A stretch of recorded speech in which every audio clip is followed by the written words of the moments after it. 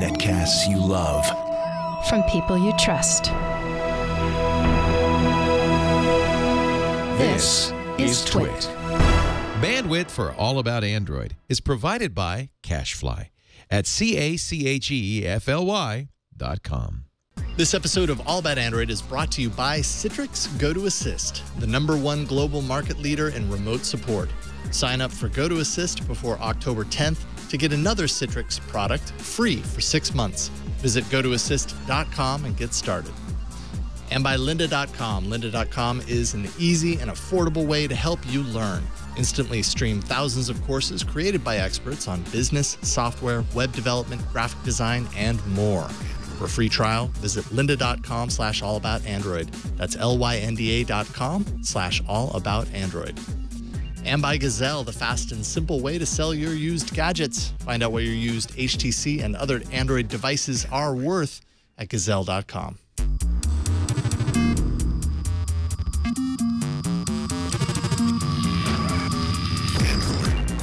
Hello and welcome to another episode of All About Android, episode 182, recorded on Tuesday, October 7th, 2014. We're your weekly source for the latest news, hardware, and apps for the Android faithful. I'm Jason Howell. I'm Gina Trapani. How's it going, Gina? Good, good. How are you doing? Hanging in there, hanging by a wing and a prayer, I believe is the saying, right? Busy Tuesday, Yes. and we're Ronless, which is very sad. That's right. Ron unfortunately had to bail, and, you know, I'm sure he has good reasons for it, but we're still going to give him crap for it because that's just how we roll. New York Comic Con. That seems like a good enough reason. Okay. To me. I'll give him a pass. I guess it's kind of his career, so whatever. And whatever. It's still a chance to beat him in the arena. That's true. Every time this happens, we get the opportunity to kind of take one step further, closer to the end, and he forfeits a chance to secure his lead. So Indeed. Really good point. Maybe he should take the rest of the year off, and we'll eke him out. We are super excited to welcome to the show, finally, Aaron Kasten, lead organizer for the Big Android BBQ. Aaron, how's it going?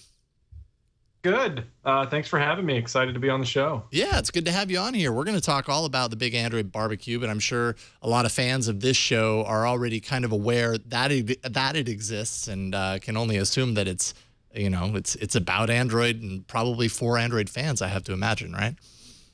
Yeah, it's pretty much for anybody who wants to come if they're an Android developer or an enthusiast or just interested in learning more about Android.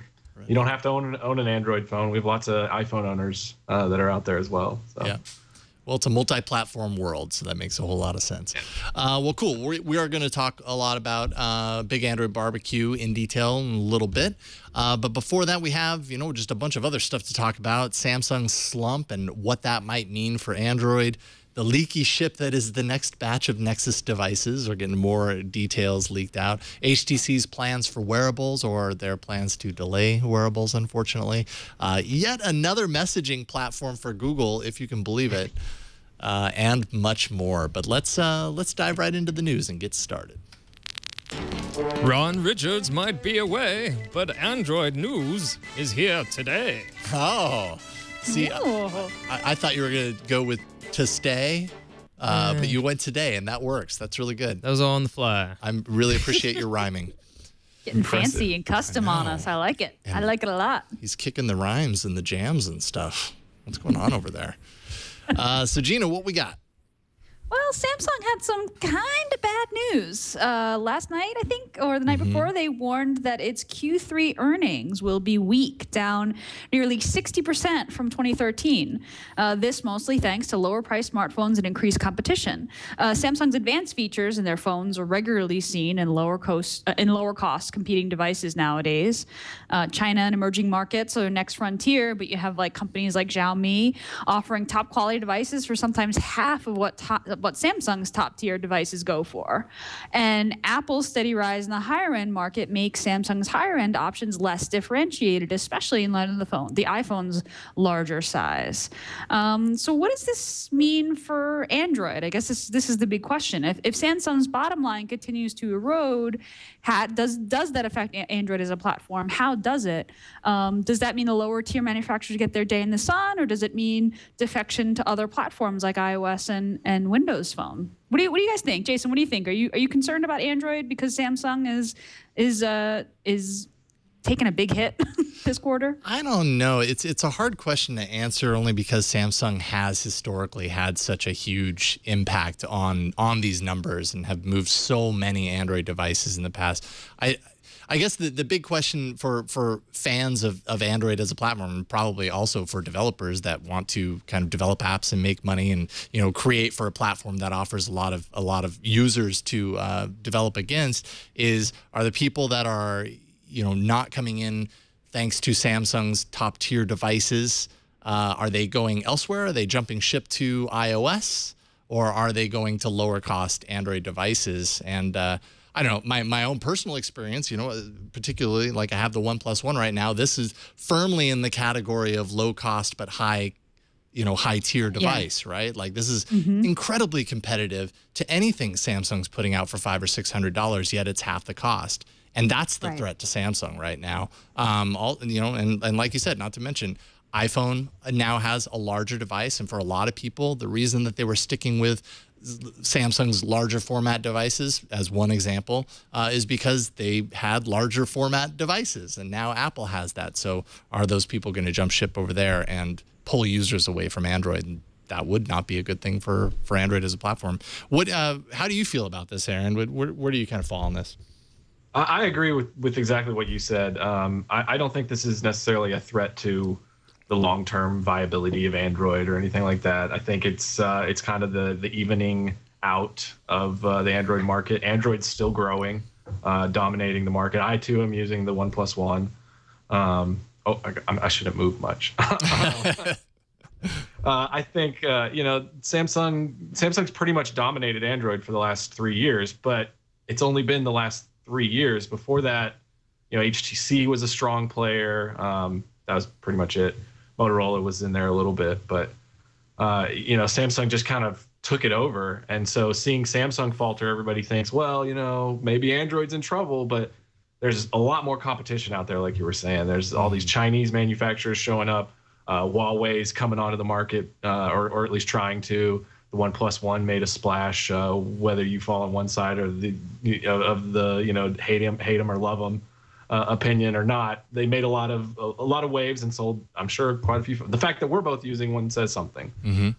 So I think that's really what's eroding Samsung's market share is stiffer competition, like they said, and then they spend just buckets of money on marketing, so they could probably cut back on that, and it might help. I don't know.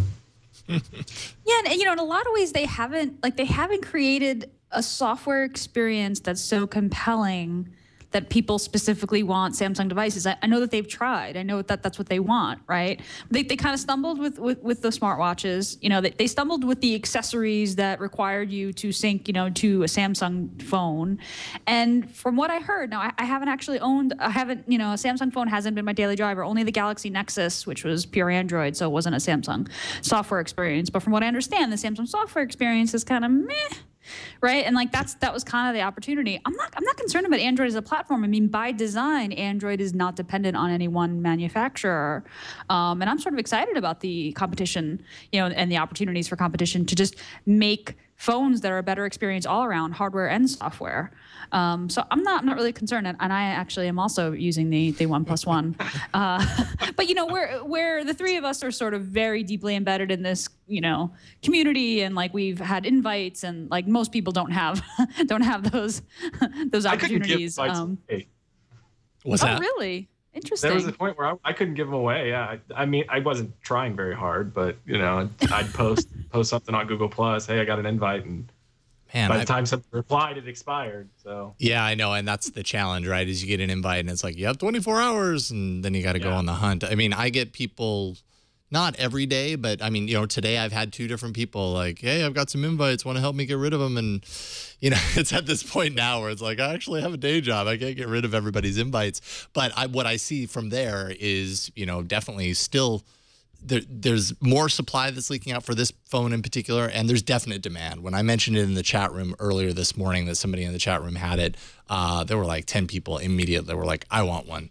definitely. And, you know, that's because it packs in value, right? Value for half the cost. And then when you take a look at Samsung's offerings, which, I mean, I have the latest Galaxy Tab S that I'm reviewing, and it's a really, really nice tablet, super premium quality, more expensive and everything. But more and more Samsung has to justify why they're charging those fees, not because the device isn't worth it, but because other devices are offering the same for less expensive. And in some cases, by some people's definitions, the design, as one example, is better in those cases. You know, I make no bones about it that I prefer something a little bit more solid, a little bit less plasticky. That's my own personal criticism, and everybody has their own preferences. But we're seeing a lot more of those devices that have aluminum casings and stuff like that for a lesser cost, and that just kind of feels premium to a lot of people. And so there's that perception, you know what I mean? It's like, why am I paying $600 for Samsung and it feels a certain way? I expect it to feel better and be more of a premium device than it seems to be. And I wonder if that's going to, you know, hopefully that's going to change. They seem to be changing their design kind of language right now in some ways with the Alpha and a few of their other devices where they're kind of paying more attention to the look and feel of the device. And that's just one aspect of it all, obviously. But so, yeah. So I don't know if it hurts Android as a whole necessarily. Like I think we're all in agreement. It seems to kind of splinter out to the other partners and the other OEMs that are creating devices, and that I think that's really good for Android. That's diversity. That's kind of what the platform's all about. So. Yep, agreed. I agree. It's going to be good for Android. And so speaking of S5 and speaking of Samsung and particularly TouchWiz, as you were talking, Gina, we've talked on the show in the past about, you know, version L just being this big kind of shift, but one of the biggest shifts, I'd say, for Android as far as its design language is concerned. And how does that translate into these overlays and everything? So we actually have some video that was leaked with the UI, an early build of the UI, a test build of TouchWiz based on version L. And, you know, right off the top, you're seeing in that lock screen, you're seeing the notifications styled the way it is in version L. So that's kind of cool. A lot of the interface looks very similar to TouchWiz that we're used to seeing.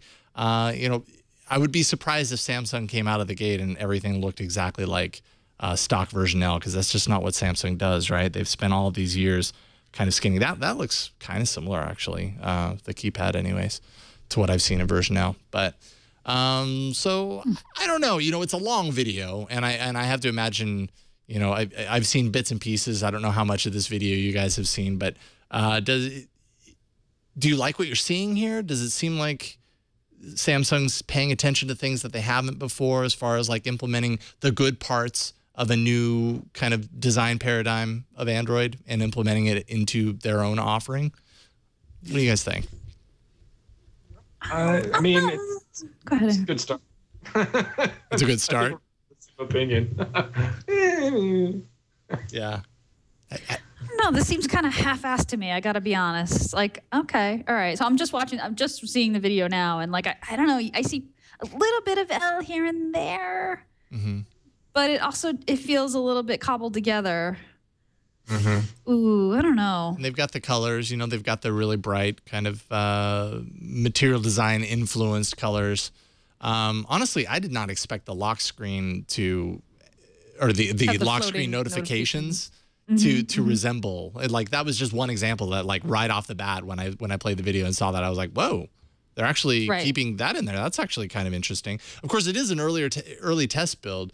Who knows where this is going to land? Or, you know, maybe they just hadn't tackled that. I don't know, but yeah. Right. I mean, that is definitely one of the better parts of L, right? You've been running. Have you been running L, Jason? You had L on your 5 there for a while. Yeah, I mean, now I'm using the OnePlus as like my main phone, so I use the L here when I'm testing apps and stuff like that. But yes, I used the L preview for a few months after I/O.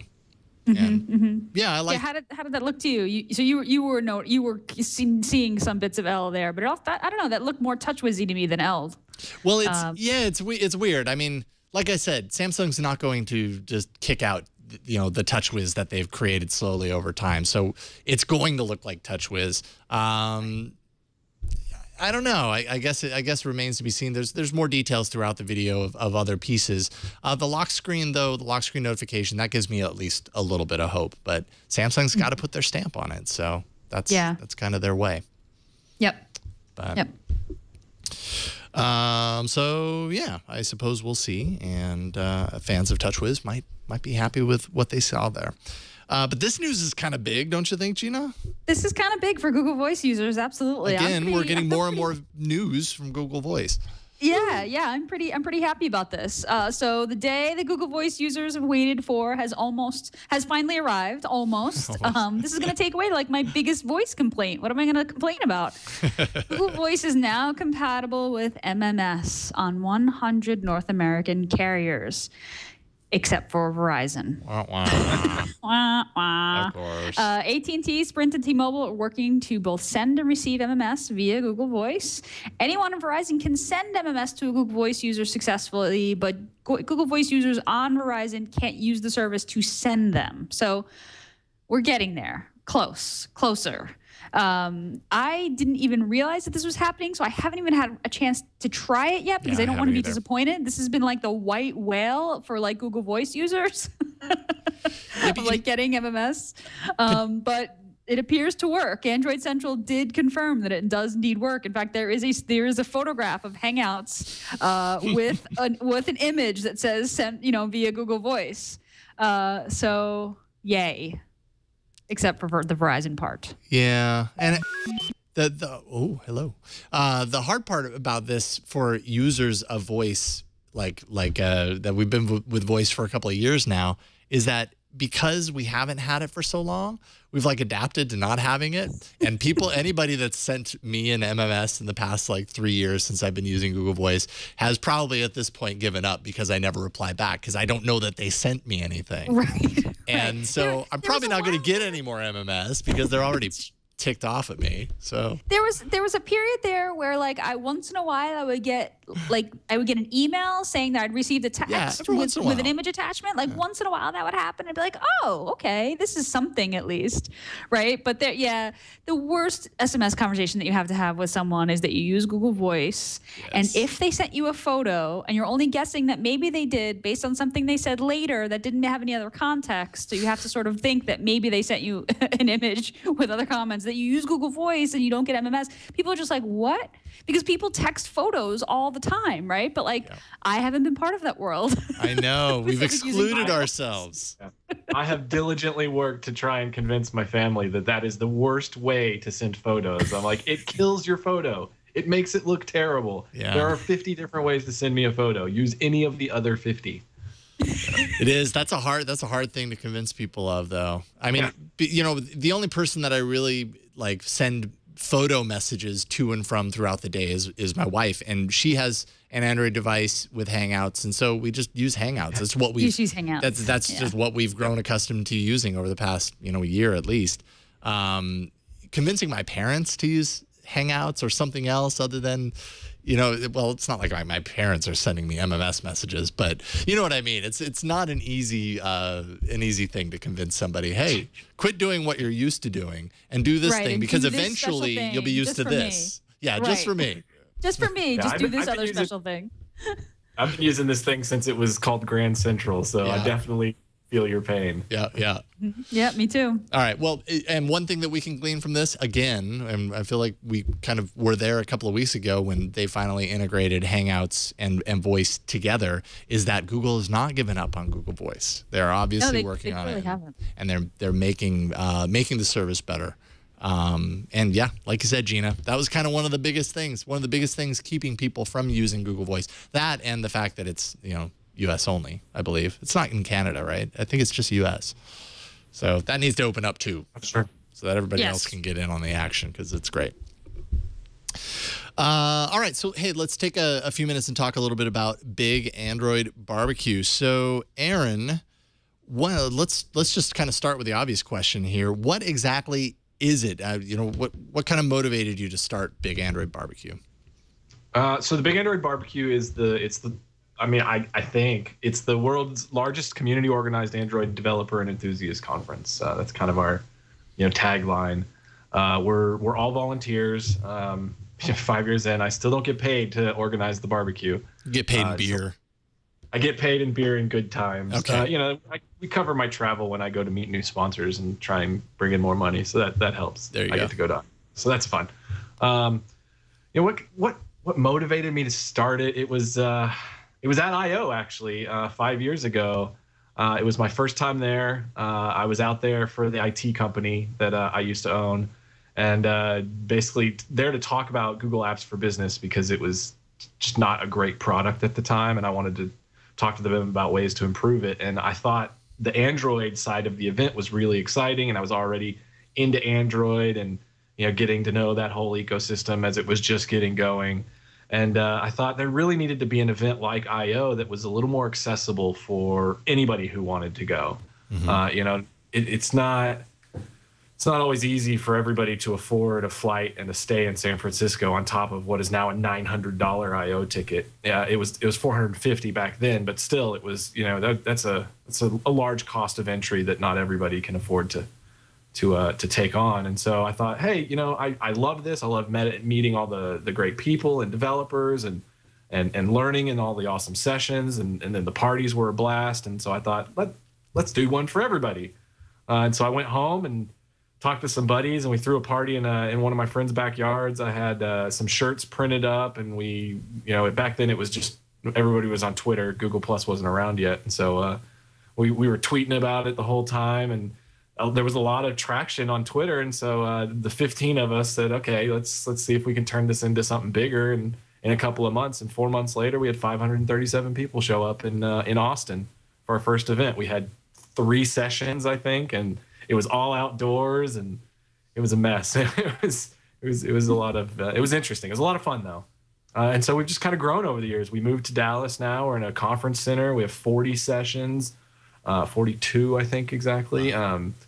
You know, we've got Google speaking, Chet Hayes is speaking, Rito Meyer and Timothy Jordan are doing our keynote. I mean, it's just grown and grown, and it's exciting to see that, you know, we can still provide this experience for people to come. And we've had to raise our prices a little bit, but we're still by far the most affordable conference that I know of out there. I think I like to say we're the best value conference there is. So, you know, for $100 you can get 2 days, 40 sessions, all you can eat barbecue, all you can drink beer, twice all you can drink beer, plus another party with free drinks. I mean, it's crazy. It's a party. It's a party, but you get to learn and meet a lot of awesome people at the same time.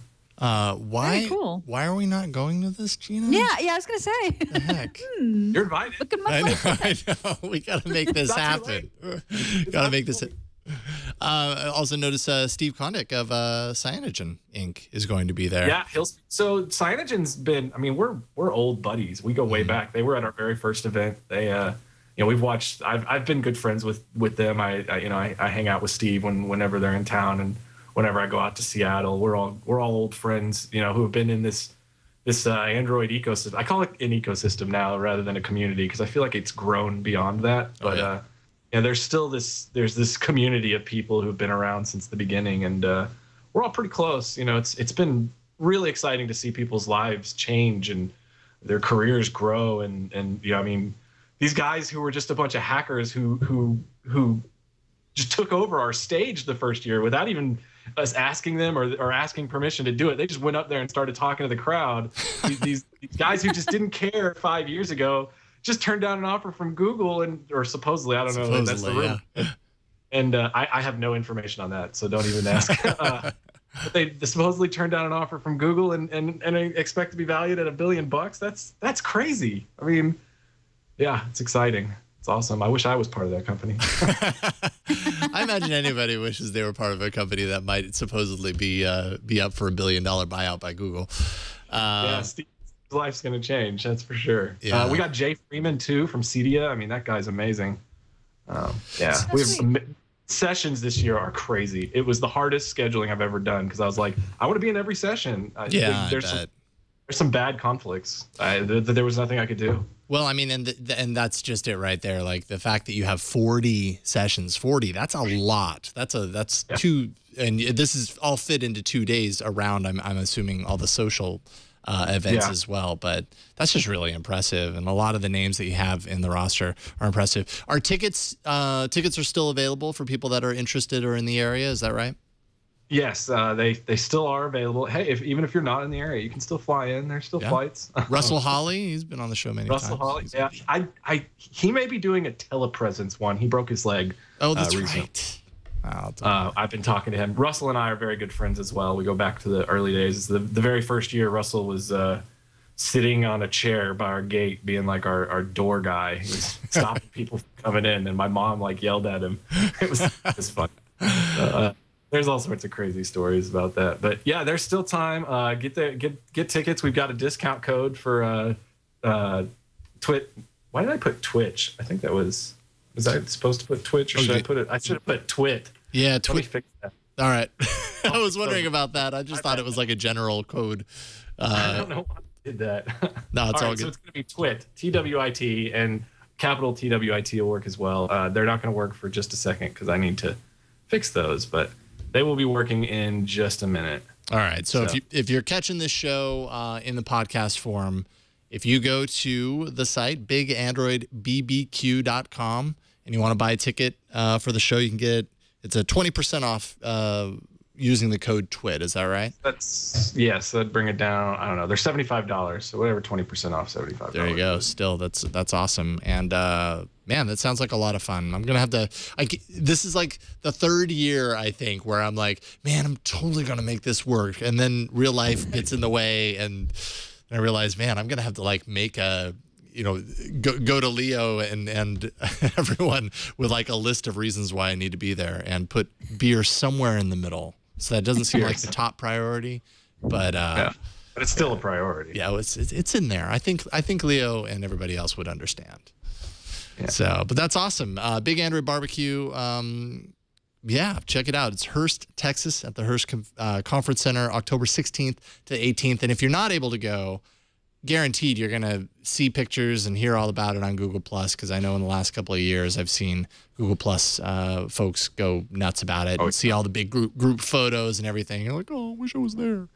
Yeah, we're going to try and stream. We try every year, but we're actually going to try and stream more this year and record as much as we can. We're partnering up with XDA TV and some of the other partners to help cover that. And the good news is we're planning more events. Like we planned what we call the Big Android Meet and Greet, MEAT, after I/O party, and then we've got another event coming up next year that not quite ready to announce yet, but it'll be in the Washington D.C. area. So we got a San Francisco event, a D.C. event, and a Texas event now. So we're growing a little bit. Right on. Well, guaranteed this next year's I/O, I will be there at the meet and greet. Because I'd love to stop by. That's a free event too, so there's no way you should miss it. Excellent. I have no excuse. Cool. So check it out, bigandroidbbq.com. And there you go. But of course, Aaron's going to stick around and join us for the rest of the news from the show. But before we move on, let's thank our first sponsor, and that is GoToAssist. Managing your company's IT support needs can be challenging, especially when you have remote or mobile employees.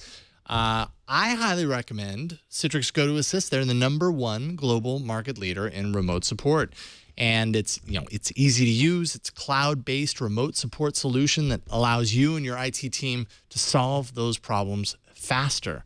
And if you sign up for GoToAssist before October 10th, you're going to get another Citrix product of your choice for free for 6 months. So it's a great deal. GoToAssist remote support lets you provide live and unattended remote support to any computer or mobile device.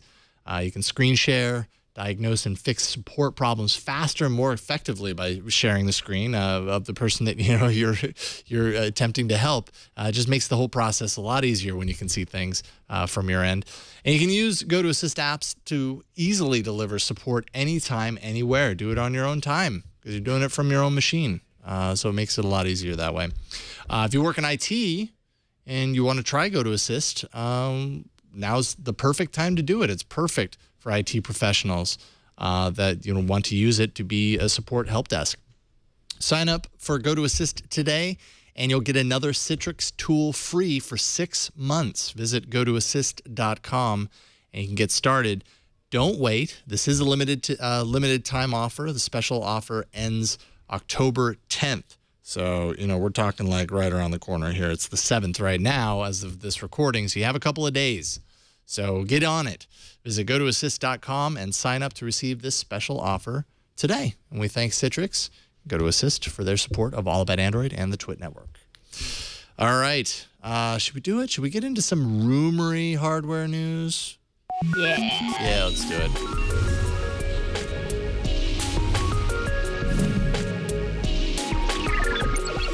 I suppose the words rumor and news shouldn't be in the same sentence because they're kind of at odds with each other, but there we go. The news is there's a rumor. Yeah.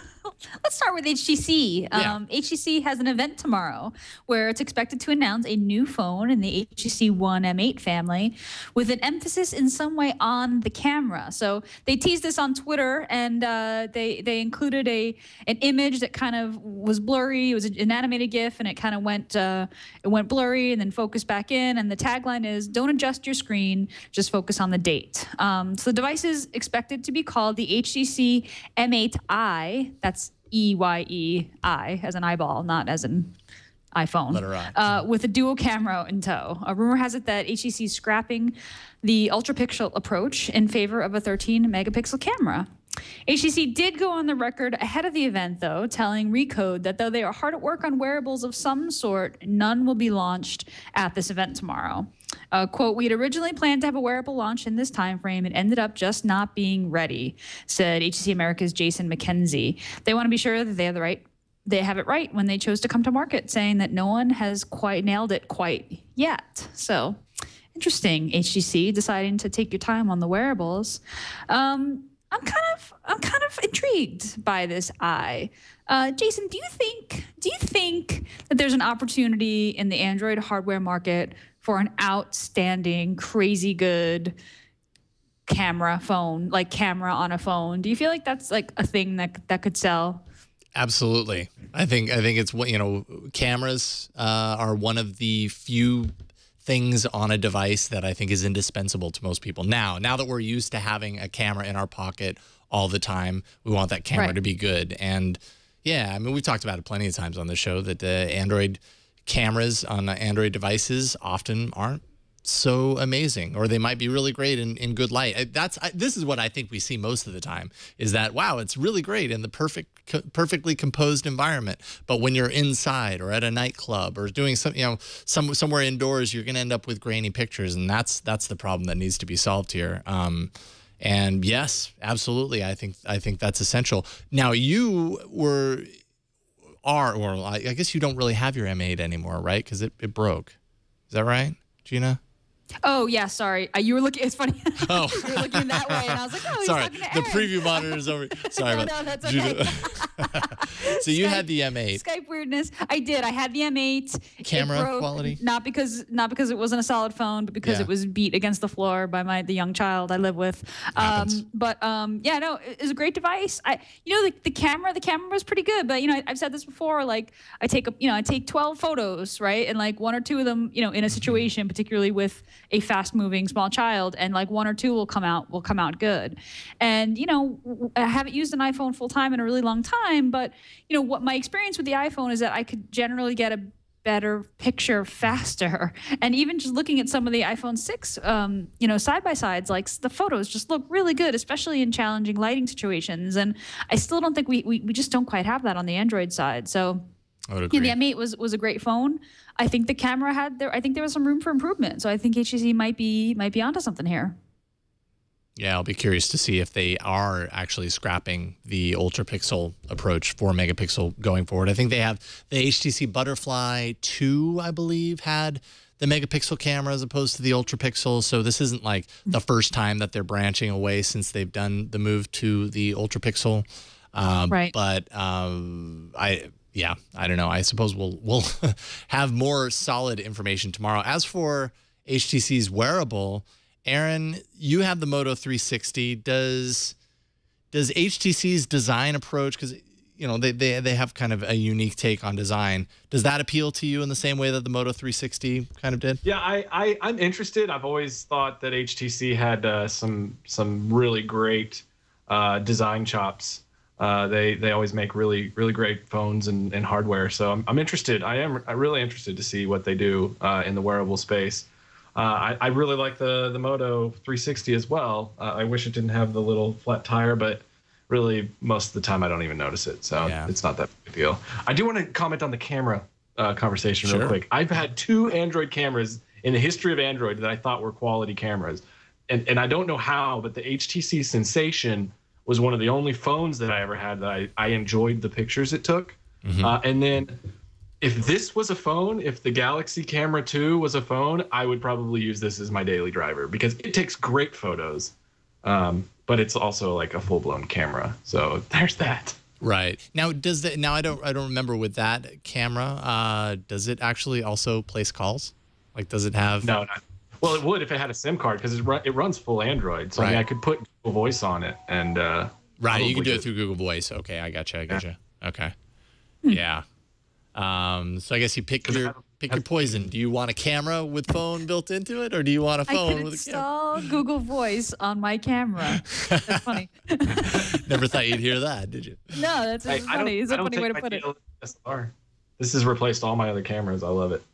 So, you know, the best camera you have is the camera you have on you. Do you have that on you all the time, or are you kind of taking that? You have to kind of plan in order for that to be your camera. Yeah, if I think I'm gonna be if I think I might take some pictures, I take it with me. Otherwise, same thing goes for Google Glass. I mean, it's been relegated to just being a camera for me now. I don't use it for anything else. I know that feel. Yeah, it makes me sad. Feel bad for admitting that, but yeah, it's true. Really. Did you guys ever use a Wink Feed while you were using Google Glass? No, I didn't use Wink Feed. What was Wink Feed? Is that an app? It was it was an RSS app. It was an RSS app. It was just called Wink Feed. I actually came up with the name. It was it was just an RSS feed for Google Glass. A buddy and I put together. So nice. Sorry. So as you can see, I don't really support it that much. Yeah, no, I actually just plugged it in this morning because I was like, my youngest daughter suddenly has taken this like brain leap. I was like, okay, I need to plug in the Google Glass because I need some first-person perspective of some of the stuff that's going on right now. Yeah. Because, I mean, that is, and we talked about it plenty of times on the show, that is a really unique feature of Google Glass is the capability of capturing kind of memories as opposed to video. Really comes in handy. When you're a parent, you find many uses for something like that, and it's pretty awesome. Yeah, I agree. So let's see here. Okay, so let's go. Let's get right into the rumor world. And those who don't like rumors, skip forward to the email about 5 minutes from now. But you might want to stick around because these are cool rumors. We're hearing more about Nexus devices that we're probably going to hear a lot about here within this month. I would imagine we're going to get some official information about this. So let's start with the Nexus 6. Got all stealthy in a couple of subway shots. This is pretty cool. I guess somebody was on the subway, I think in New York or something, and they look down and they're like, wait a minute, that kind of looks like some of the leaked photos that we're seeing for the Nexus 6. Of course, it's wearing a little bumper case to, probably to conceal its identity. But man, these look really a little too composed, almost. Like the camera had to be really close to shoot those pictures, right? Yeah. I don't know. I'm not saying that it's not real. I'm just saying Ron's assertion that a lot of these things happen, not by accident and possibly by Google. Might be the case here. Yeah. Who knows? Yeah, it could apply here indeed. Interesting. Yeah. So you saw see a lot of crazy devices on the subway, I have to say, and I always sort of look around and try to, but I've never. I don't think I could ever take a photo of someone's device. Although I don't know, if you're on a really packed subway, sometimes you can get close. Yeah. No, this has just the right amount of graininess. But man, I don't have any subways. if you're taking There's no subways here. if you're taking a picture Sorry. of someone's phone and like they look over right when you're taking a picture, that would really suck. Creepy. Sorry, creepy. I was just taking a picture of your phone and everything that you're doing on it right now. Don't No mind biggie. me. I was only going Just to put it on looking at your Reddit, Facebook. man. Yeah. All I That's just was- me taking a picture of your Facebook feed. No Like, big deal. I'll blur it out. I promise. You can trust me. You can trust me. All I'm doing is taking a picture of your phone while you're surfing Facebook. You can trust me. Okay, so there we go. And yes, it had the kind of aluminum side. It had the double stereo speakers. And you actually, if you still have that image, Brian, it kind of gives you, well, it gives you no indication on how large the person's hands actually are in reality because there's no like quarter sitting next to it. So you can have some sort of, a familiar object to compare it against. But it didn't look like it was that big in his hand. It looks like a normal device. I don't know. Maybe it isn't as big as everybody's thinking. It will be. So there you go. And then we have the device made a visit to the FCC. That revealed support for AT&T and T-Mobile. But, of course, the fabled trip to the FCC usually indicates that we're probably pretty close to hearing something official about it. Possibly Verizon. We don't know that for certain. But there you go. And then finally, Geekbench. There was a Geekbench score that measures the CPU performance, and that surfaced, showing the Motorola Nexus 6 performing at the top of the chain in multi-core performance, and on the top of other top-tier Android devices. In the single-core performance, though, it was beat out by the iPhone 5S and the iPhone 6. So those results are apparently good at measuring, how powerful the device is. Are you getting excited about the Nexus 6? Is it too big for you, Aaron, or do you think it's just right, or how do you feel about it? I'm pretty excited. I like big phones, so yeah. And benchmarks mean absolutely nothing to me whatsoever. It's all gibberish to me. But all I care about is the experience. So I am excited. I want a big phone. So the bigger the better. Yeah. I have a dumb question, which I feel like maybe I should have the answer to already. But how is Geekbench running these against a thing that hasn't been released? I'm confused. That's a really great question, actually. I think somebody ran it, and so when somebody ran it on their end, Geekbench receives the score as well, and so they noticed that something had been. I'm guessing. That's total guess. That's probably a pretty accurate guess, actually, now that I think about it, because, Google likes to dog food their devices and all that kind of stuff. So if one of those people is dog fooding the device and runs the Geekbench score, that translates back to Geekbench, and there you have it. That's actually probably exactly what happened. Okay. So Geekbench got back. Shemu, this is what. Okay, gotcha. Yeah. Thank you. Obvious good answer. point. No, it's interesting. No, that makes perfect sense. And then From the dumb question department. No. Good question. And then what do we know about the other Nexus, Gina? The HTC Nexus 9 is also expected, and UpLeaks on Twitter has a leaked image showing off the tablet's The back. 4x3 dimensions. It is a black rectangle, folks, and we have a camera in the upper left-hand corner. Well, depending on how you're holding it. And yes, the Nexus 9 also made an FCC appearance with a Wi-Fi only model expected and a 4G model to follow. So there you go, Nexus 9. So no 8. So we're gonna have a 6. We have the 7, obviously, and we go into the 9 for the tablet. Numbers wise. Save the 8 for next year. Save the 8 for next year. Okay. Yeah. They got to have something, and it'll be a phone. It's not going to be a tablet. It'll be an 8-inch phone. An 8-inch phone. Okay, yeah, I like that. It's the only logical conclusion that we can come up with here. Every year It's like with keeps my getting daughter, bigger. when I'm like, "What comes after 4?" She's like 6. I'm like, technically that is true, but I was looking for 5. I kind of feel that way about the Nexus. Yeah, I mean, The 7 will just become a phone, and Right. then 8 will be a tablet. Yeah. yeah. It's a weird world we're moving into.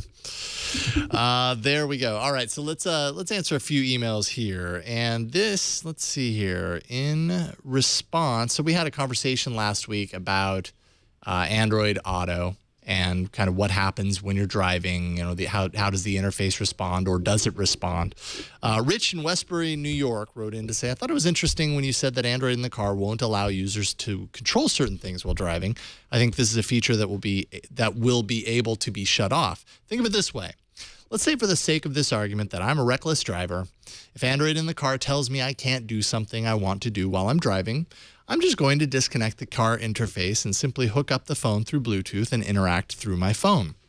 When you consider that someone could do that, suddenly it's safer to allow users to bypass these controls when they want to.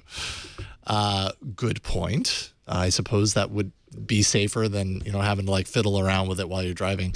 We also had a lot of people, well, a few, and one really charged up person, really charged up with intense dissatisfaction with our assertion that there might be controls that limit the use of apps while a vehicle is in motion. Said, you have just condemned the other 3 passengers in the car from using their phone, the other 19 people on the bus from using their phone, the other 31 riders on the subway, and so on and so forth. He says, if safety is your first concern, then you put everyone in cages like a baby for their own protection.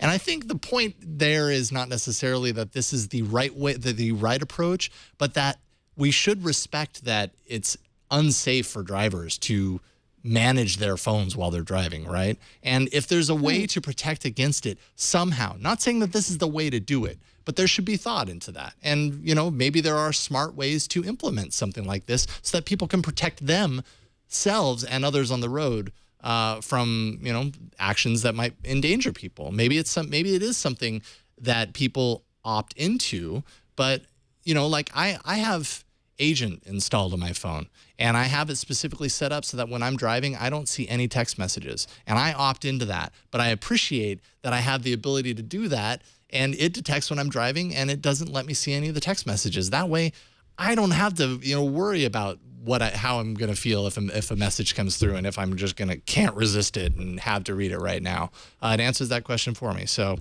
not saying it's the right approach, but you got to think about it. I think that's imperative on Google to think about these things. I don't even understand this assertion that I don't either.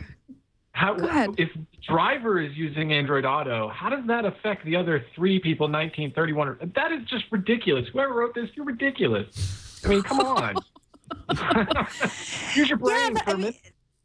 That's what I was going to say. Like this, yeah, it doesn't prevent other people from using their phone in the car. So the point of Android Auto is that you get this giant touchscreen that makes it super simple with huge tap targets to do the most common actions that you'd want in a car, which is like navigate, listen to a podcast, listen all about Android, you know, listen to the radio. Like that's the whole point, right?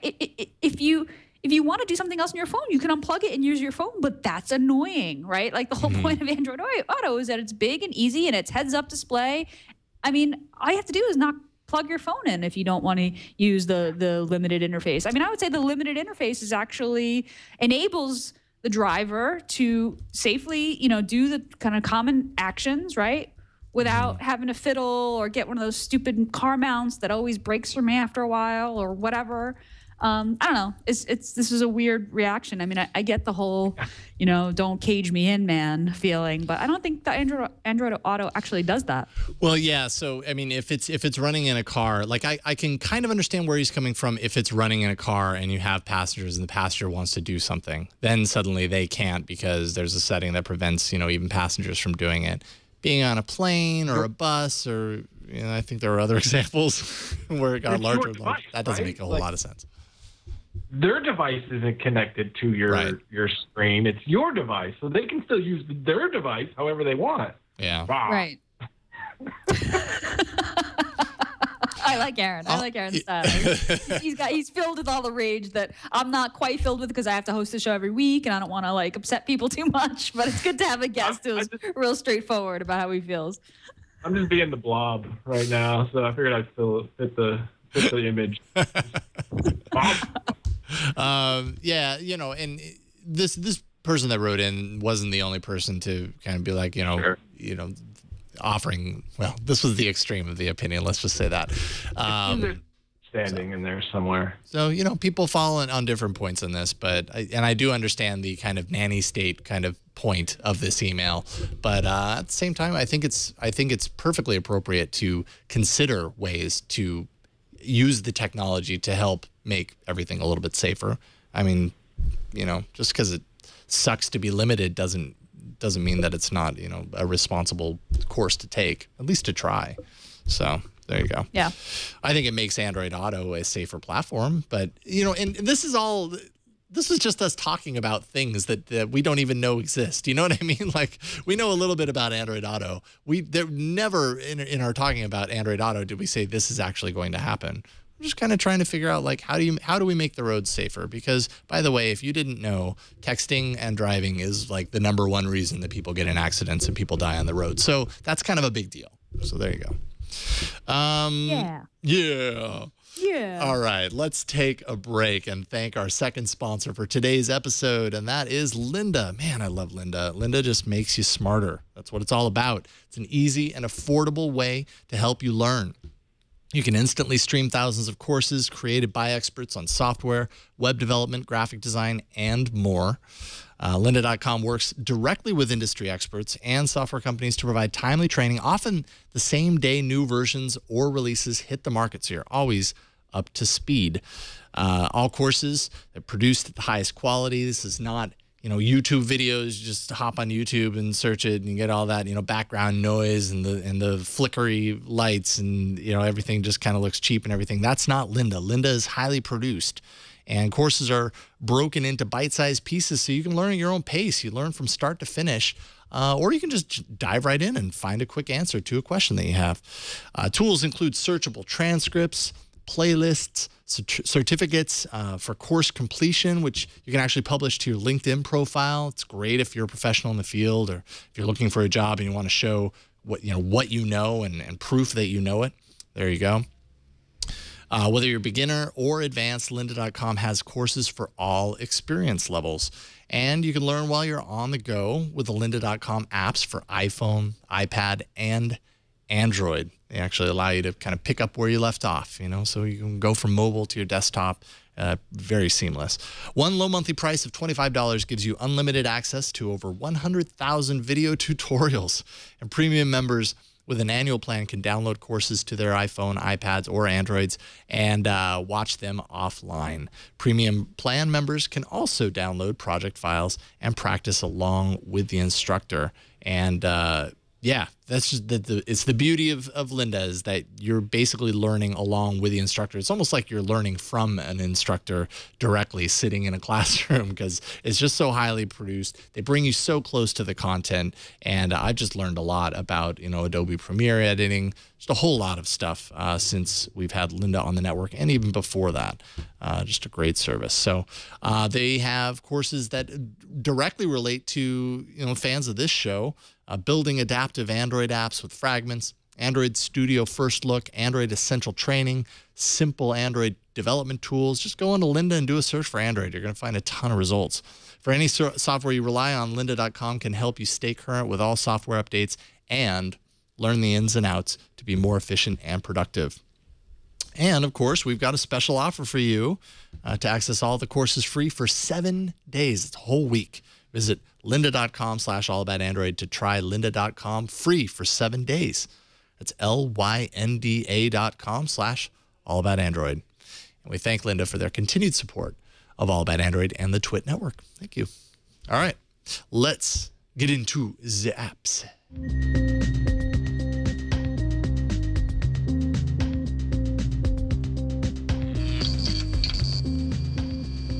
All right. What's going on here? New messaging service from Google, Gina? This is kind of wacky. So we might be looking at a new Google messaging app that akin to WhatsApp. Google supposedly is planning to launch its own mobile messaging app, which they're planning to test in India and other emerging markets, according to the India Times. Last month, Google sent top product manager Nikhil Sangal to India to research the messaging app ecosystem in the country. The new Google Messenger app is in its early stages of development and is likely to be launched in 2015. Sources aware of the plans said. Google, of course, a spokesperson from Google declined to comment. So, Google reportedly made an offer of over $10 billion to buy WhatsApp, which ultimately went to Facebook for $19 billion. So this might be Google's trying to move to try to catch up and build their version of WhatsApp. But this is kind of puzzling because, Google has Hangouts, right? Isn't Hangouts their messenger app? I mean, I think that WhatsApp really succeeded because it was truly a global messaging app. So I'm wondering, about what are the features that would make it most useful, make this new messaging app most useful in India and other emerging markets. But I don't know, Jason, Aaron, what do you guys think? Do you think that Google's in need of a new messaging app, or what's going on here? Message all the things. Message all the things. Yeah, I mean, what do you think, Aaron? No, I don't know. I wish they just kind of focused up on their messaging, just get it together, all together. They're working on it seems like, but now they're like, oh wait, no, we're gonna do this other thing too. So I don't know. Just when you think they've got it all together, they come out with something new. Yeah, no, it is kind of puzzling. I know when we had this story on Tech News Today, Mike, part of Mike's direction with this story was that it definitely has something to do with kind of more of the emerging markets and everything. But I'm not sure how having another messaging app helps in that regard. I think Google kind of already has with it a certain level of cloud with, and I have to imagine in emerging markets, they have at least some notoriety anyways. How having another messaging app in the mix helps them penetrate those markets, I don't know. But I do know that, and I'll put this link in the doc. It's underneath the Economic Times link, Brian. That the story we had last week, the Android police, this is Nexus 6 picture, and it shows the front of the Nexus 6 with a bunch of apps on the device. If you zoom in down to the bottom there, you see a little messaging icon down there that we haven't seen before. I'm wondering if this is something that we're going to hear more about, or if that's just a redesigned Hangouts icon, or maybe it's nothing. Maybe this is all fake.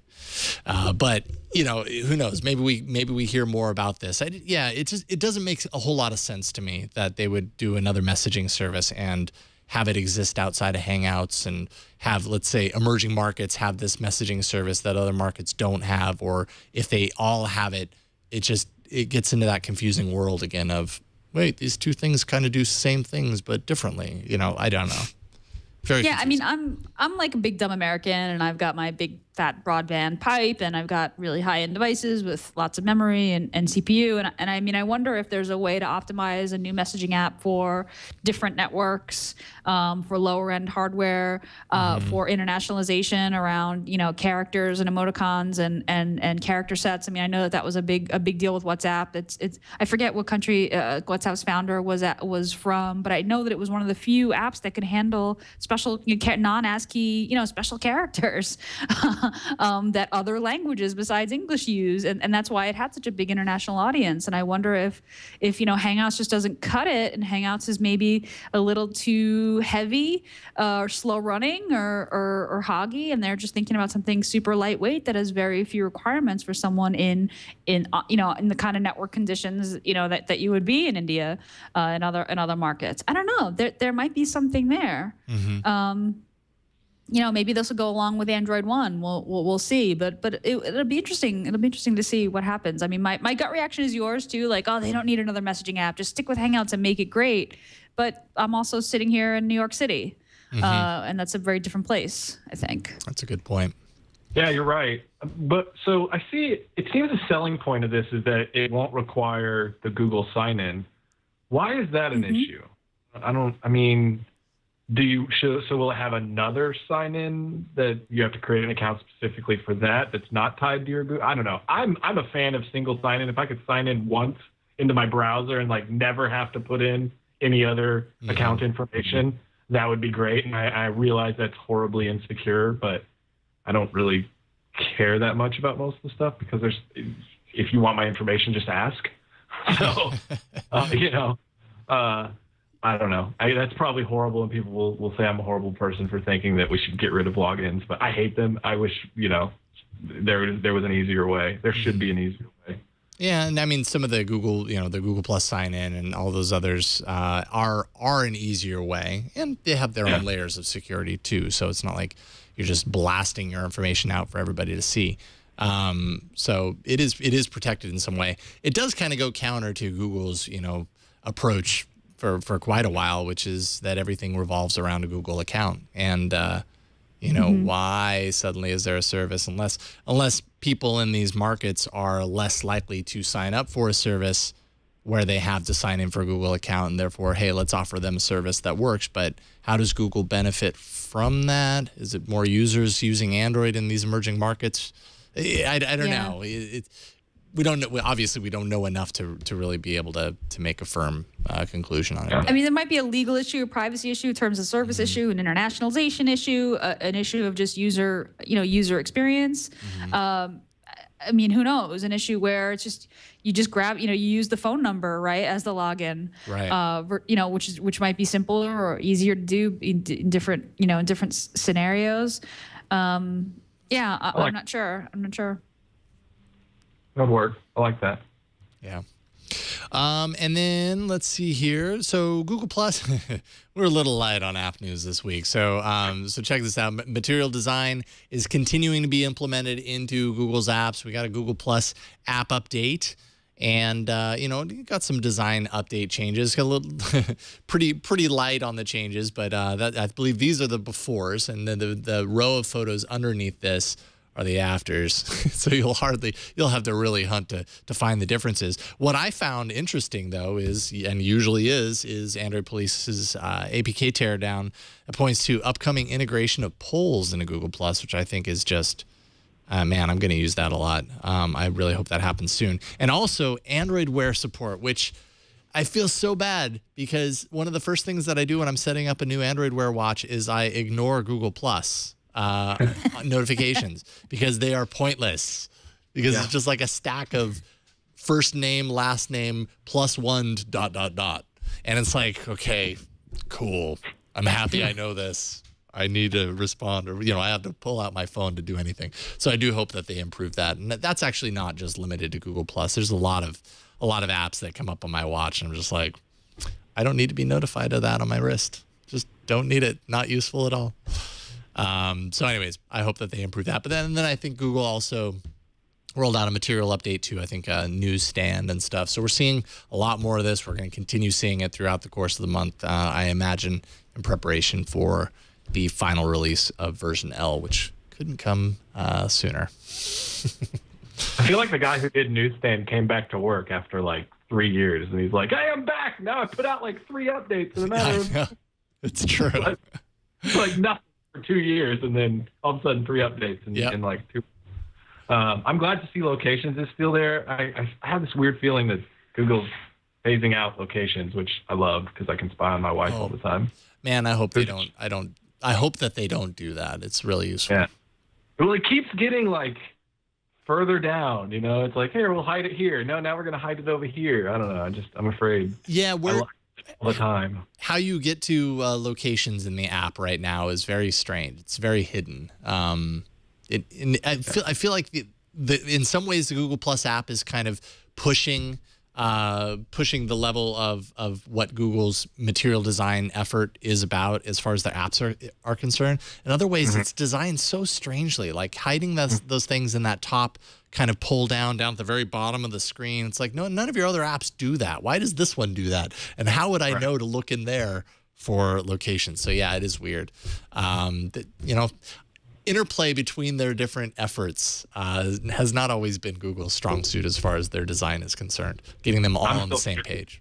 I'm still furious at the calendar and Gmail team for splitting out calendar invites from Gmail. Oh. Makes me sad. Yeah. I can understand that. I can understand the sadness. Yeah. Let's see here. So, Gina, another email. Yes, we have an email.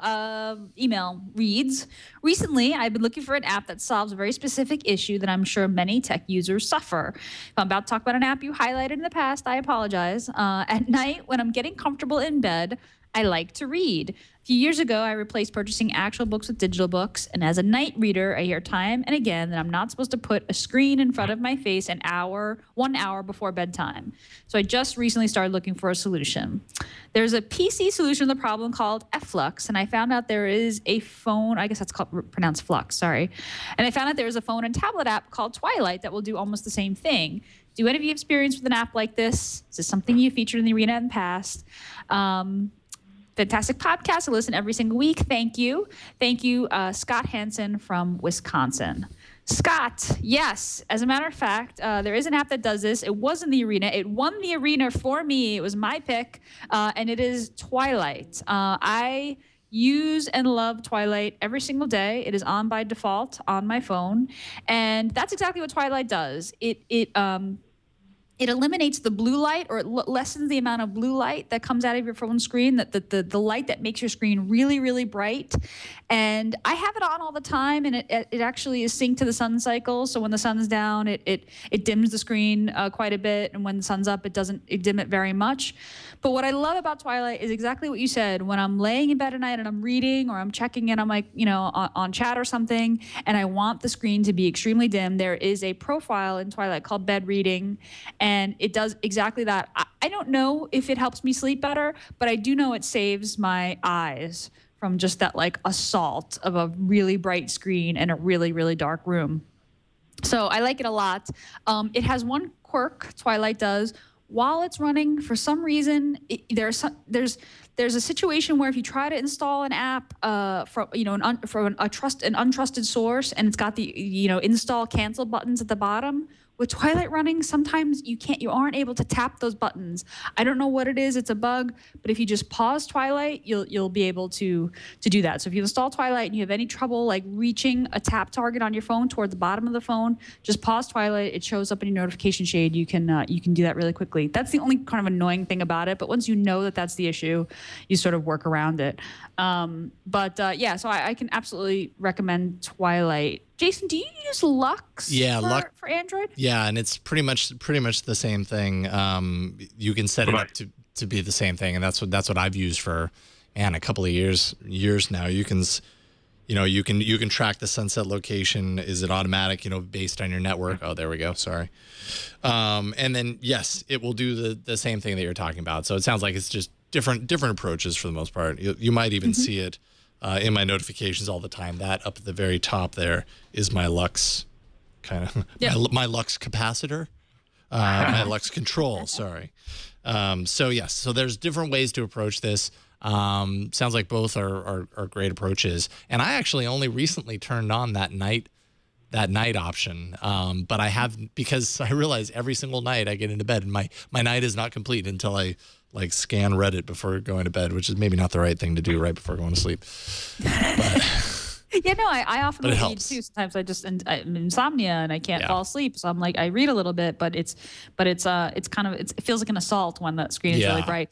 The other thing about running Twilight, it's probably the same thing with Flux. There are times when I often take screenshots of my phone for work or for my apps or whatever, and then I'll look at the screenshots on my computer the next day, and they look crazy. They look all pinked out and weird, even though it was totally fine on my phone. But that's what it does. It makes the color on your phone a little weird. So if you're taking pictures or you really want to just pause it. So it's Twilight, same thing. It's in your notification shades. You can pause it if you want to take a screenshot or take a photo or see what the screen would be without the eye protection going on. Yeah, Lux does the same thing with screenshots. It makes them look all funny. Mm-hmm. Yeah. So there you go. A couple of options for you to check out, and hopefully that'll help you sleep better. All right, let's take a break. Thank our last sponsor of today's episode. That would be Gazelle. Gazelle's the perfect sponsor for this show because all we do is talk about Android devices and the up and coming devices and everything. Gazelle is a way to sell your old unused device or your soon to be old unused device. If you have one that's coming right around the corner, Gazelle's a great way to fund your purchase. And here's kind of what it's all about. You can lock in your price today. send it to Gazelle when you get your new phone, because Gazelle's offer is good for 30 days. If you want, the new Nexus 6 or the Nexus 9 that's coming up, Nexus 6, let's say, that's we're rumored to be less than a month away.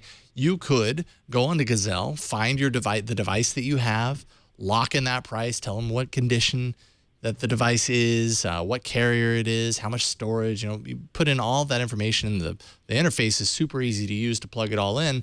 And then you, in the end of the process, will get an offer from Gazelle. So that price that they give you, that's locked in. 30 days. From this point forward, you're locked in for that price. You don't have to give them the device right away.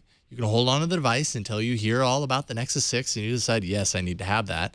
And you have 30 days to redeem it. So that basically means that your devices don't increase in value over time. They lose value. So if you lock in today before the announcement's made, then you're going to make more than if it's afterwards and everybody's selling their device. See how that works. You tell them the condition. They'll even buy broken phones and tablets in some cases and do the recycling for you. And it's a risk-free offer with free shipping. You'll get paid fast by check, PayPal, or you get an extra 5% with an Amazon gift card. Go to Gazelle.com now. You can get an offer for your used Android or Apple products. They take them all. Well, not all of them, but most of the big ones right now. You're probably going to find it. You'll get paid in cash. Payments fast, usually within a couple of days. The item being received. It's risk-free. Like I said, offers good for 30 days. That gives you time to transfer the data or set up your new device. Gazelle will actually also wipe your data for free. And they'll do that for you if you don't do it yourself. It's probably recommended always when you hand your device to somebody else that you do it yourself. But if you don't, Gazelle's got you covered. They're trustworthy. They can take care of it for you. Gazelle has paid nearly $170 million to over 1 million customers. It's easy. Like I said, free shipping, fast process, no listing hassles. So if you want to take a look and see what Gazelle's all about, find out what your Android device is worth, just take a minute, go to Gazelle.com to find out. We thank Gazelle for their continued support of All About Android and the TWiT network. It's a perfect fit. It really is. Check them out, Gazelle.com. All right. It's time to battle in the arena. So many enter, but only one lives. Android Arena. Meow, meow. Meow. Sorry, I just get into it. The arena just gets me all jacked up. So let's see here. Last week, we had a few awesome apps, and I have not seen the results. I'm going to go ahead and click results.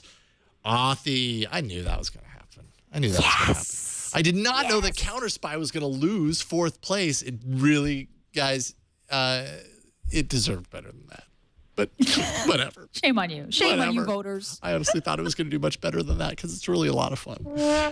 But that's not the news. The news is Authy wins. That's another mark for you, Gina. So here are the results thanks to Wade County. Thank you, Wade County. Jason, you are at 9 wins. This is for 2014. All right. Ron is at 13. I am at 11. Whoa! And Guest is at 6. So I am giving Ron a run for his money. We both are. So keep going to Comic-Con, Ron. Yeah, you just keep going. You keep forfeiting your wins by going off to conferences and stuff, buddy. That's how it works. So let's see. Was Ron? Ron was Digify, right? So he was 3rd. Twitch was 2nd at 14%. And then, of course, Counterspy was the big loser. The big loser. Okay, so I will go first then. Ooh, hold on. Let me wipe off my phone because it's a little dirty right now. Okay, my app might seem like the kind of thing that you don't need because you have Google Now. It's called Commute Traffic Report. So on Google Now, it learns where your home is, where your work is, and then you'll look at your Google Now and it'll say, all right, you need to leave in 10 minutes to make your commute to get to work on time, and it analyzes the traffic and everything like that. Commute is an app that actually, okay, so MapQuest isn't dead. MapQuest exists still.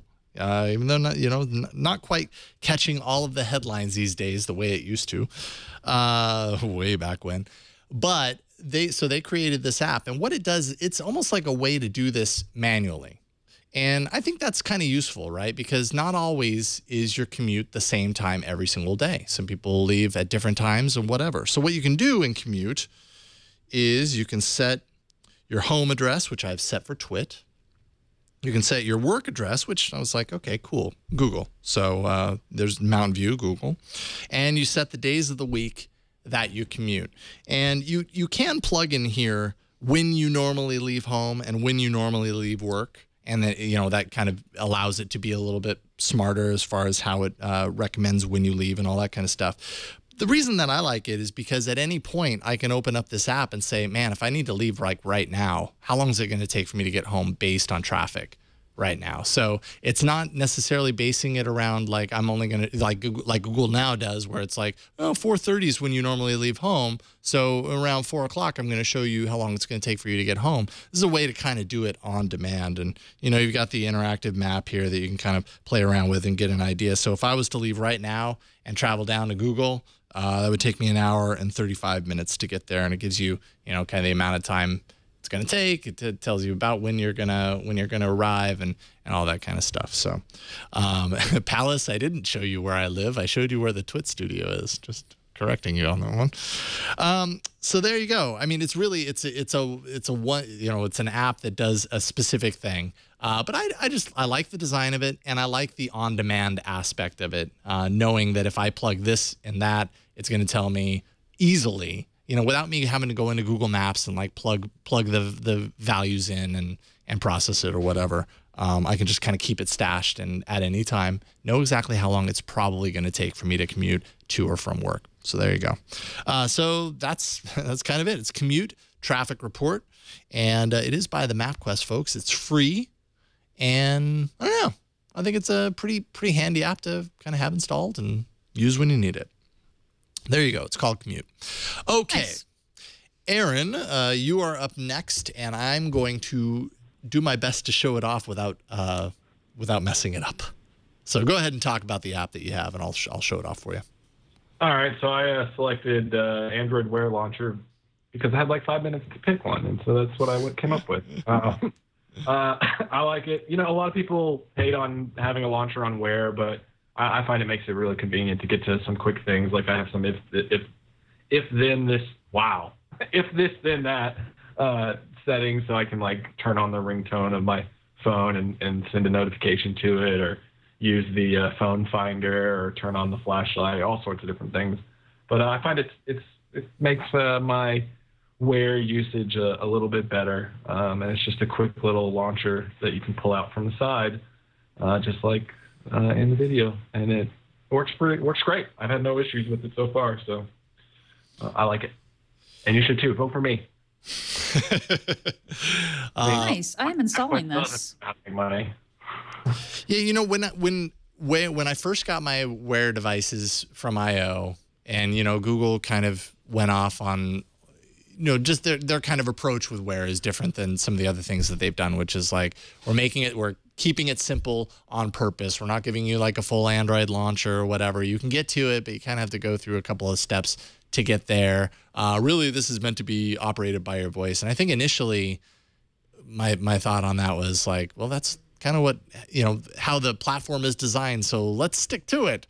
But I have realized over time that sometimes you need to launch something, and getting there, on the Moto 360, and I think pretty much on any Android Wear device, if you switch over, Bryan, you have to tap, then you tap again, then you scroll down, you go to start, and there's your launcher. It takes a little while to get there. So you do have the launcher. It's just kind of a pain in the butt. So yeah, this totally does make it easier. It's a swipe from the left. Do you find that it ever interferes with your notification swiping at all? No, I tend to, it's pretty good. You swipe all the way from the left to pull it out. And I usually, when I'm dismissing a notification, I'm swiping more from the middle of the screen to the right to dismiss a notification. Yeah. And that's really the only time it would interfere. So it's really, I haven't accidentally pulled it out ever. Mm-hmm. So they've done a good job. And I'm using the larger area to sense, because I actually in the past had trouble getting it to come out.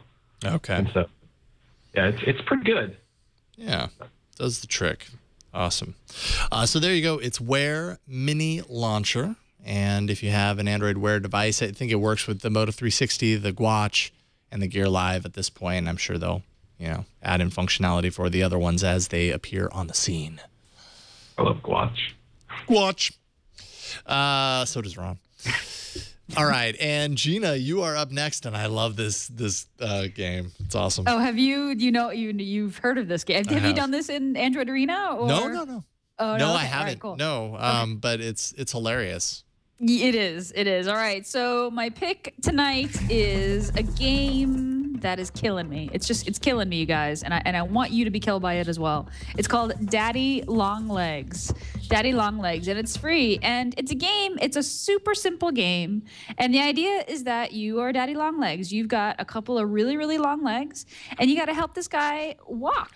It's really hard. And you do so by tapping. You just tap when you want Daddy Long Legs to switch legs. And it's a lot harder than you think. Like, it's really hard for a thing with really long legs to stay up. Yeah, there you go. Jason, you're pretty good, actually. This is like Flappy Bird level of addictive and difficult, but you just can't stop yourself from trying again. I find myself leaning when I'm playing it. Me too. Like Me leaning too. in the direction of forward. Yeah. Yeah, just a little further, guy. Come on, you can do it. You can do it. And then you just know you're sometimes- screwed when this happens. You're like, okay. Yeah, then sometimes he just gets stuck, and you're like, yeah. I love it. I installed this app. I started playing. I think I was at 47 before I put it down. That was my first session, and I didn't have time to play game. I was and I got stuck in this thing. So, Daddy Long Legs. It's an incredibly simple, extremely difficult, but really fun, addictive game. Great for the subway or killing a few minutes, but it's deeply frustrating. And there was a point where I was like, I just don't know how to use this. There's got to be another button or another thing that you can do to make it easier. No, it's just that frustrating, but in a delightful way of I just want to try it again. Yeah, it's got a cute factor to it. It's totally of the Flappy Bird ilk in that it's so hard, but that's why you keep playing because there's some sort of perfect zone. You know that there's probably some sort of repetitive motion that you could get into and you'd probably fly forever, but you can never find it. There's got to be a trick, you guys. There's got to be a trick. Yeah. Dude just keeps falling down. It's it's great. I love it. 12 meters. Excellent choice. It's a lot of fun. Daddy Long Legs. Check it out. It's a really fun game. Right on. I concede victory to you, Gina. You concede? I don't know. They're all very different, as we usually say in the arena. All good apps, as always. You've got a game, you've got a controller, and then you've got a commute tool. Let me tell you, that one's not sounding so hot at this point. But there you go. You can vote for your favorite. Which one improves your life in an amazing way? Is it AAA? Go to AAApoll.com/182 and vote for your favorite. Daddy Long Legs, it's stretching its legs out, and it's coming out ahead early on. We don't know. Early returns. Never know. You never know. Uninstall. It's killing me. I have to install it. Probably up day of my life. It's kind of, and the more you play it, the more you're like, oh, I found myself getting really tense at the last few times that I was playing because I'm like, no, I must get further than this. I gotta hit the line. I just want to pass the line. This is not good enough for me. Yeah, they put that line there. Such a tease. Exactly. So there you go, AAApoll.com/182. Let your voice be heard, and we'll talk all about it next week. That is it, folks. Aaron, Kasten, really appreciate you coming on the show this week, and gotta wish you an awesome show. That's not very far away. What is that, next weekend? Yeah, next Thursday, Friday, and Saturday. My goodness. Nice. I have to imagine you get to the end of the show and you just kind of and pass out. Yeah. It's a lot of organization. Yeah. I usually disappear for a month afterwards. Yeah, I understand. So this is your chance to kind of tell people where they can find you, if they want to find you, or just basically, what are your parting words? What do you want people to know? Well, I'm actually very good looking. This blob that you see in front of you right now is a poor resemblance of what I look like. So disregard that. I don't know what's going on with my video. It's usually not near this bad. I do hangouts all the time. I'm on a weekly podcast even. Yeah. So, yeah. We'll do hangouts next time. I'll make myself a note. Yeah, I guess it's Skype. My computer can't handle Skype. It doesn't look it. So yeah, you can find me. I'm Adroidian, ADROIDIAN on Twitter. I think that's how I spell it. And Aaron Kasten on Google Plus. Those are the main places to find me. Hit me up on Google Plus. I don't check Twitter that often anymore. And yeah, that's it. Check out Big Android BBQ, BigAndroidBBQ.com. Buy a ticket. Come see us. That's right. And the offer code is TWIT. So if you buy a ticket, put in that promo or offer code. I'm not sure how you have it phrased on the site, but TWIT, pretty easy to remember. Yeah. That'll get you 20% off your ticket. So cool. Yeah. Thank you again, Aaron. We'll have you back soon.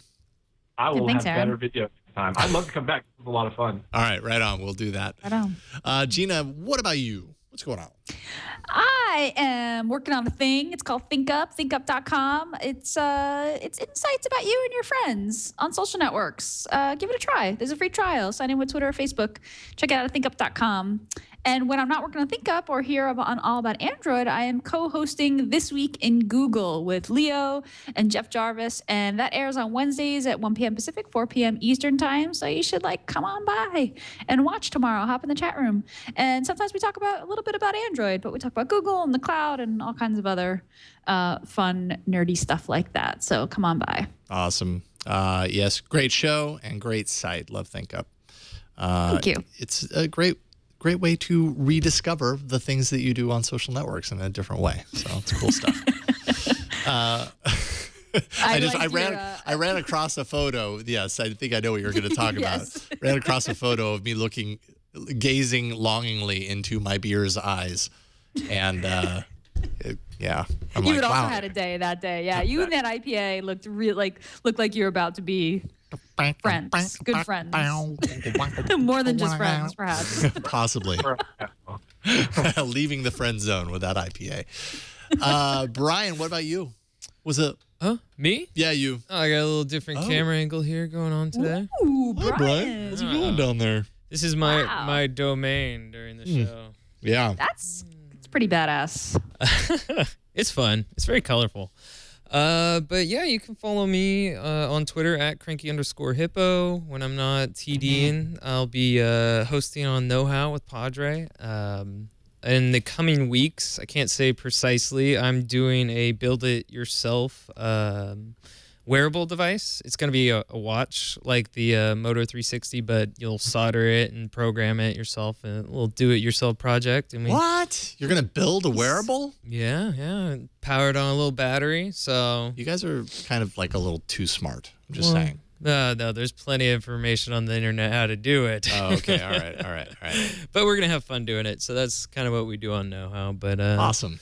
What about you, Jason? What you got going on? Oh, a couple of things. About.me/Jason Howell, if you care to find my social network stuff. YellowGoldMusic.com, if you care to find music. That's me. I like your Twitter. That's me angry at a banana.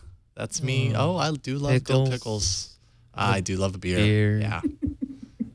Maybe you'll have 2 sandwiches. That's what leaving your knife on the sink like that means. Oh, maybe, the universal. Maybe I'll make 2 sandwiches. And yeah. That's a zucchini, by the way. Yeah. Okay, there we go.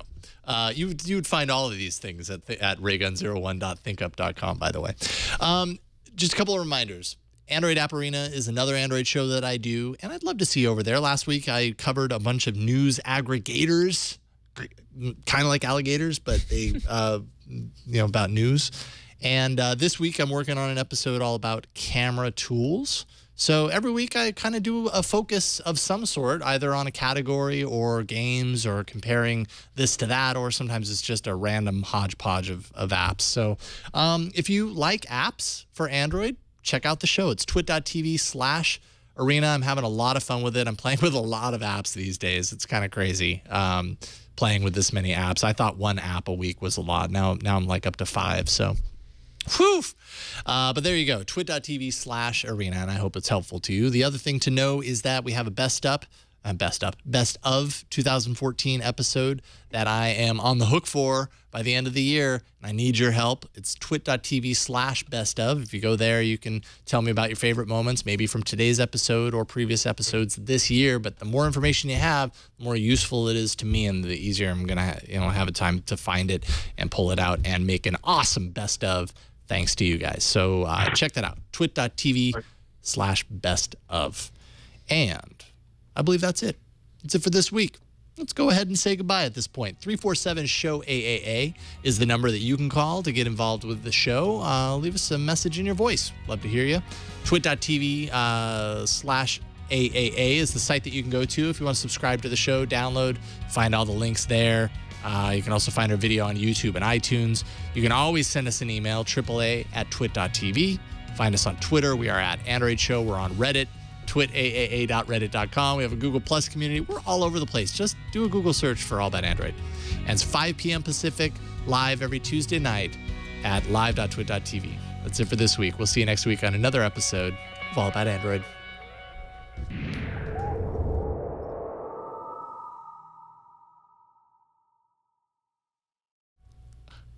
I forgot about the hint.